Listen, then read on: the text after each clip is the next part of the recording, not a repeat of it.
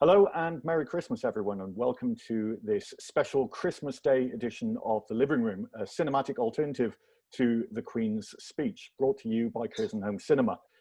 In a scene from the Christmas favourite, It's a Wonderful Life, James Stewart's character, George Bailey, enters a bar with Henry Travers' angel, Clarence, who orders a mulled wine, and the barman responds by saying, "Hey, look, mister, we serve hard drinks in here for men who want to get drunk fast, and we don't need any characters around to give the joint atmosphere."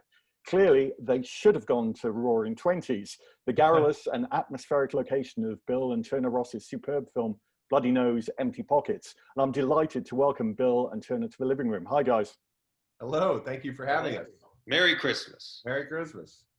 I'll just say to audiences that if anyone's tuning into this and they haven't actually watched the film yet, and perhaps doesn't know anything about it, we may be revealing a few spoilers, so you might want to watch the film first. Just looking at this film and thinking about the last full-length film that you made, 2017's Contemporary Color, which was filmed on a grand scale at Brooklyn's Barclays Center with a cast of thousands of performers and audience members.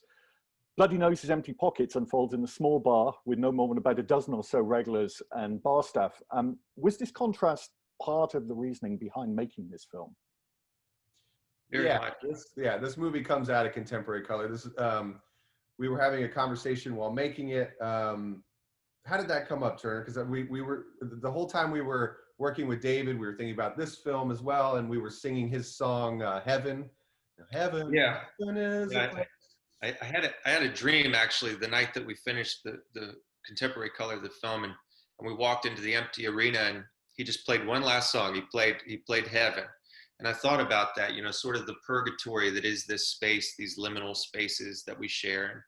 It had been a long-standing idea of ours, but really changed after Contemporary Color, given the nature of that production. It was a show that was shot over the course of 4 nights, but it was fused into one. It was a show in which we had a performative aspect, but also an audience that they interacted with. We had a lot of people behind the scenes. We injected characters. We were there for all of the things, and it was a very sort of kinetic and physical feat with time constraints. And really, when we reduced it down, it was a film within 4 walls, with an intentional community, with a finite amount of time. And so, in coming away from that, we said, well, let's reduce that down to that limited palette, to that basic idea, and see if we can't pull together an intentional community, see if we can create a sense of community within these 4 walls in a finite amount of time. But let's also reduce it down to the handmade movies of our past, where it's just the 2 of us and a band of believers to get us through, and see if we can't just pull it off. Well, it's quite interesting that you work on this massive project with David Byrne and a multitude of various performers and dancers. And you look at Bloody Noses, and it's no less a performative piece. It's just, and it's interesting because it struck me as well that although most people probably don't consider a bar or a pub a stage, it is a place where people can be larger than life. That's right. Yeah, that's and it's filled with just as many characters, and stories are told and made, and it is a stage in a way.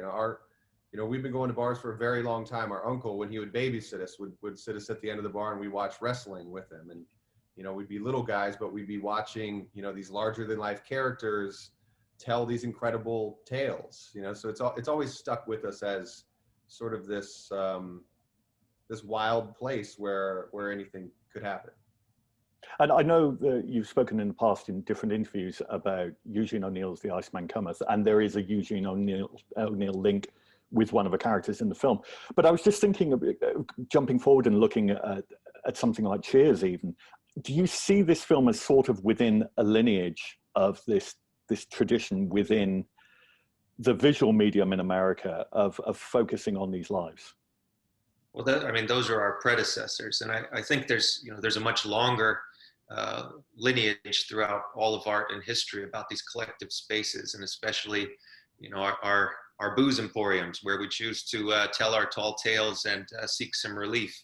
Michael's quoting Shakespeare at the beginning of the film in the bathroom, and certainly these scenes play out even before that, and in our literature and films and art. And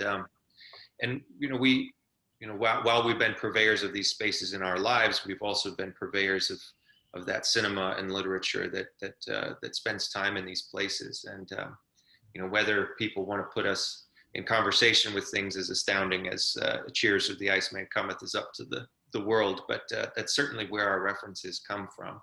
There's a reason that Cheers works. There's a certain set of archetypes that make the place come alive. There are underlying themes in Eugene O'Neill's work that maybe aren't implicit on the surface of what you're seeing, and there's just so many takeaways. And you know, we wanted to pay homage to those things. So just wondering about this environment. What makes a good bar for you guys? I think everybody's answer is different. I mean, we have had great sessions in really highly polished airport bars, but we have also, you know, really sought out the places that are characters unto themselves. You certainly have a lot of those, you know, where you're tuning in from. Our younger brother, Alex, he lives in London, and to go around to the old pubs, you know, with the old folks who remember it in its former day, and it probably still looks the same way, is magical. You know, it has the ghosts of people. It has, you know, people claiming sort of an authorship and an identity with those spaces, and that's something you really can't manufacture. So why choose Las Vegas as a setting? It was always important. It was always important from the original conception of the film that would be our backdrop. You know, Las Vegas is an oasis. It is really this sort of bastion of American excess, this pinnacle of the American dream, where you can see both Caesar's Palace, the Luxor pyramids, and the Eiffel Tower and the skyline of New York within a walk of about 200 yards, and have a drink in your hand and your pockets full of money. And for us, that as an idea, and then what is life like on the outskirts of that idea? What are the real lives lived in the shadows of those bright lights? Why do people seek an oasis on the outskirts of an oasis? And you know, and what happens to these lived-in spaces when people choose manufacture over authenticity, and they get pushed out, and these lives and the places they inhabit are pushed out? And so as a framing device, that was really important to us. It struck me as well, thinking about your film Western, about an area that's geographically divided but has so much in common, but playing up the myths of what's perceived to be the classic West. In an interesting way, Las Vegas is this place again of myth. It's as much a state of mind as it is an actual physical space. Yeah, and you know, we are American guys, and you know, as we have gotten older, we sort of, you know, between the two of us, been trying to, we talk about it all the time, and we try to deconstruct, you know, why is it this way? Why are we this way? And so we try to tackle those in the films as well. America is just a very, well, there's a great many things, but it has its myths, and it's interesting to us to dig into them and get down to the root of them. And it's a place of ideas and a place of identities, you know, and everybody has their own idea of what the American dream is. And you know, there's a myth, like you said, to the American West and to America in general. And I think people's perceptions of that, especially at present, are very different within this country and around the world. And we felt like it was a good time to put people in conversation and maybe analyze some of that myth making and identity.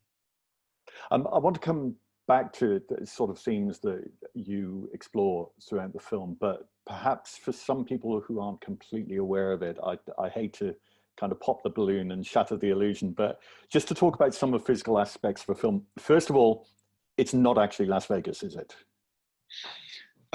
In the language of the film it is, but no, it's a created space. And our set, as it were, is a real bar, but it happens to be across the river from our hometown of New Orleans.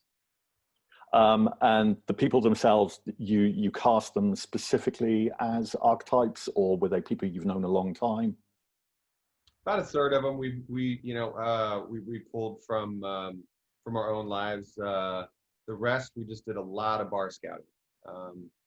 We went from bar to bar here in New Orleans, and if folks would talk to us, we just get down to who they were and if they fit sort of what we were looking for. So about 2/3 come from casting. And certainly we had an eye for archetype. We had an idea of who we wanted to fill out that space, but those generic placeholders of it, quickly became real living, breathing humans, and we needed to, play those dynamics off of each other. What is going to be the most dynamic environment that is archetypal of a bar, but also a cross section of society? And was the whole thing just filmed over one night, or did you do it over a number of nights? The big chunk of it was an 18-hour shoot. That's the majority of the film. There were separate shoots, like with the kids, the old timers. We got them comfortable. Leading up to it, we shot some of that. We shot for 2 weeks in Vegas, and sadly had to lose a lot of that for the betterment of the film. But it's some of our favorite stuff. So we'll take what we learned from that and put it into the next one. I could, sorry, you can say something, Turner. No, I could just imagine that the rough cut of this film might have been quite long. And do you have that? Because I could just have it as an installation piece in a whole bunch of bars, just on a large wall, watching this other world as you drink. Yes, that sounds like a good idea, but no one should watch our 5-hour cut. We love it, but we would not be talking to you had we released that. So you've got this 5-hour version. You filmed for 18 hours, and you whittle it down to just over 90 minutes. I'm curious about the scripting of it, because everything feels free-flowing. But I'm assuming there wasn't a dialogue script. Was sort of an action script, or how did it work? We tried to unburden the participants as much as possible. So, for all intents and purposes, these are characters in the world who have deep familiarity with these spaces. And we tried to create a space that was dynamic enough that eventually they would sort of sink into being the authors of their own narrative. But within that, we constructed this space. We sort of devised the comings and goings and what kind of stimuli people might be responding to and how certain situations might play off of each other. But there was no overt direction, and we certainly didn't have anybody, look at anything ahead of time. We wanted them simply to respond to each other and the environment that was created, so that it really was a free-flowing situation that Bill and I had to be very present for. And obviously, we kind of get from certain reactions and certain odd comments that this takes place very shortly after Donald Trump wins the election in 2016. I'm just curious, because obviously that's whatever you planned beforehand, and the assumption on the part of a lot of people that the election was going to go the other way. Was that something that not perhaps concerned you, but you realized might shift the dynamic within the bar, or was it just something you didn't really need to worry about? Well, there are a lot of feelings on that day, but I think it worked out for the film because people had opinions. People, their how they were feeling was very close to the surface. People wanted to talk. People wanted to dig in, and they may not be talking about the election, but just like who they are, where they're coming from, how we got here. And everybody was feeling some kind of way, whatever side they were on, and they wanted to talk. They wanted to get down to business. And we edit out a lot of sort of the, what was happening that day, as far as like political talk, because we didn't want to date the film that much and make it about that. Some of it sneaks in because I think it was important to place it, but everybody was feeling feelings. We tried to keep it to a certain, sort of a timelessness in which you could just replace the names, and maybe it'd be a different circumstance. You could put it in Britain and maybe they'd be discussing Brexit, and the truth still stands, 4 years later in this election. It's a very divided country. And so no matter who wins, every other person is feeling a certain way. And so, for us as artists with our own sort of political proclivities, we knew that what we needed to do was just to go back to work. That's what we're good at. And we could use this, for us and for all of the people involved as a catharsis. No matter where you were coming from, we could talk about the things that we're talking about when we're not talking about the ostensible thing. I think what really works there within the film is both the demographic and looking at that, not just in terms of the backgrounds of people, but also the intergenerational element of it. That it's really nice to see the cast that you have in the film. Again, was that something that you knew that you would have a certain number of people who were over a certain age and then younger people? Yeah, and that I think we scouted every bar on the outskirts of Vegas, and just took notes and notes and notes, and sort of made out an imaginary cast list of who should be sitting in all those seats. But yeah, we narrowed it down to ages, race, like all kinds of factors.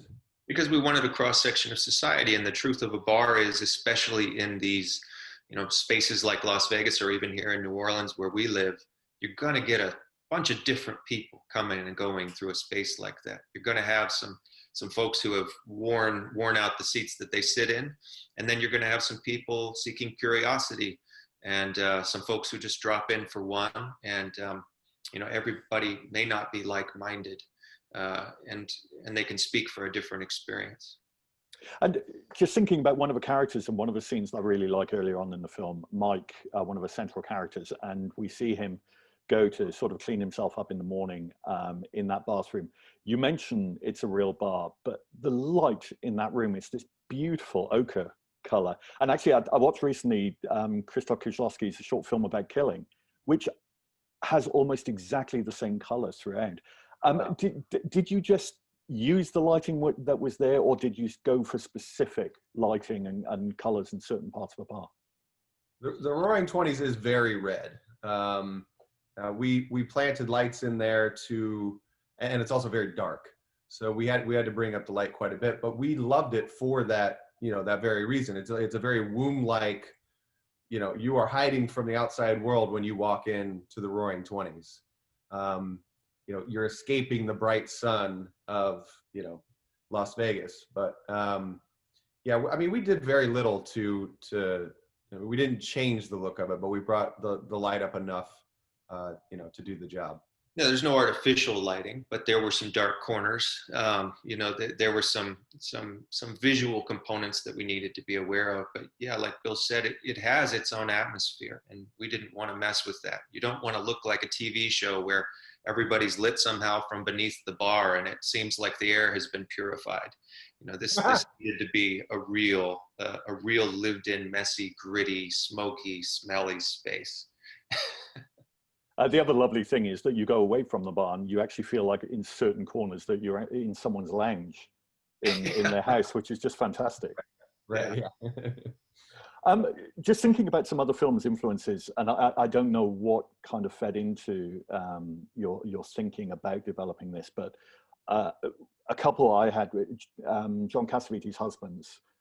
There's a film I saw years ago, Kent Mackenzie's The Exiles, about Native Americans living in Bunker Hill in LA. But also it's a British film, I don't know if you'd seen, John Maybury's Love is the Devil, about Francis Bacon. And there's the Colony Club room in London. And the way that you shot things, Love is the Devil. Okay, yes. And I'm just curious about the influences. Obviously, there's so many films where bars feature as characters, but Exiles is a big one. Cassavetes always, Husbands is it's certainly a favorite. Little known film, Dusty and Sweets McGee. that was a big reference. Agnes Varda's Lions, Love, and Lies. I mean, some of these are mostly, I mean, most of them are for texture, are for tone. Some of them involve drinking, like The Exiles, but they're mostly for, yeah, they all have like a handmade quality, and you can really feel like who's making it, you know. And I'd say those are the big three. You can sense the presence of the human on both sides of the camera. Yeah, for us, that was really important. So with this in mind, of sensing the presence that you're there, that this is, it's great. I think it's wonderful when you have films that have absolutely no category to be able to put them in. They just exist as themselves. But when this film played at the Sundance Festival, it caused a little rancor amongst some people by the fact that it was in the documentary competition. Oh, I'm just fascinated that, you know, we can go back to Robert Flaherty's Nanook of the North or Errol Morris's Thin Blue Line. This small group of people who get pissed off every now and again because something doesn't quite fit within the round hole or whatever of what a documentary is meant to be. It strikes me that with your work, you just seem to believe in the idea that the form and the subject need to go together. Yeah, I mean, we're making non-binary films in a binary system, and we kind of have to choose the lesser of evils in terms of the framing of the conversation. But when we have a new idea, we talk to each other and we say, I've got a new idea, how best to execute it. And we, you know, we've come up with a way of making our films that that does, you know, fall in line more with the tradition of nonfiction film. But it is not, it's not bound by any sort of dictates of whatever that is supposed to be. And obviously when the film was made, aside of the election happening, the world was one place. This has extra resonance now, not just because of a pandemic, but particularly in the UK. I don't know what it's like in the States, but the threat of bars and pubs closing down for good. What's really interesting, the one thing I take away from it, the constant throughout, is that it's a reminder of the importance of these social spaces. Extremely. Yeah, I mean, not everybody goes to church. You know, some people go to bars, some people go to sporting events. Everybody's got their chosen community, a space where you can really be yourself or put on a version of yourself. And, you know, these spaces are important. It's not just about alcoholism or partying. It's about having a space to go. Like Bruce says, it's a place where you can go when nobody else wants you. And, you know, when they are lived in like this, they become these community organizing spaces. And we certainly have some in our neighborhood here that we would like to be able to go to, communities that we would like to be able to duck in and out of. But it's been a rough year. We certainly would not have hoped for this time or thought that this could be where our film would land. But if it's acted as some catharsis or salve to people in this time, well, you know, that's great. Well, Bloody Nose Empty Pockets is available to watch now on Curzon Home Cinema, and you'll hopefully be able to watch this film in cinemas, followed by a visit to your favourite pub or bar from the 1st of January. Bill and Turner, thank you so much for joining us today. Thank you also for making an effort, which I didn't, to dress up in some kind of Christmas fare. You bet. I am very impressed. I feel very curmudgeonly and Scrooge-like. And a very Christmas to you both. Hey, to you as well. Cheers. Thank you. Take care. Bye-bye.